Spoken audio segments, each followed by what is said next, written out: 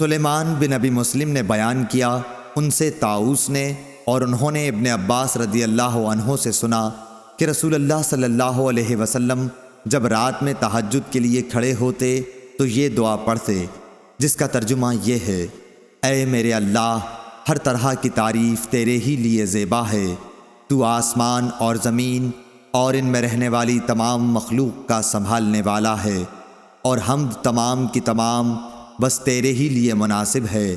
آسمان و زمین اور ان کی تمام مخلوقات پر حکومت صرف تیرے ہی لیے ہے، اور تعریف تیرے ہی لیے ہے۔ تو آسمان اور زمین کا نور ہے، اور تعریف تیرے ہی لیے زیبا ہے۔ تو سچا ہے، تیرا وعدہ سچا، تیری ملاقات سچی، تیرا فرمان سچا ہے۔ جنت سچ ہے، دوزخ سچ ہے، انبیاء سچے ہیں، محمد صلی اللہ علیہ وسلم سچے ہیں، اور قیامت کا ہونا سچ ہے۔ اے میرے اللہ، میں تیرا ہی فرما بردار ہوں اور تجھی پر ایمان رکھتا ہوں، تجھی پر بھروسہ ہے، تیری ہی طرف رجوع کرتا ہوں، تیرے ہی عطا کیے ہوئے دلائل کے ذریعے بحث کرتا ہوں اور تجھی کو حکم بناتا ہوں۔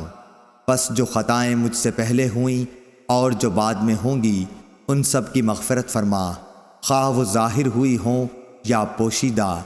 آگے کرنے والا اور پیچھے رکھنے والا تو ہی ہے، معبود صرف تو ہی ہے، یا یہ کہا کہ تیرے سوا کوئی معبود نہیں۔ ابو سفیان نے بیان کیا کہ عبد الکریم ابو امیہ نے اس دعا میں یہ زیادتی کی ہے: لا حول ولا قوت الا باللہ۔ سفیان نے بیان کیا کہ سلیمان بن مسلم نے طاؤس سے یہ حدیث سنی تھی، انہوں نے حضرت عبداللہ بن عباس رضی اللہ عنہ سے، اور انہوں نے نبی کریم صلی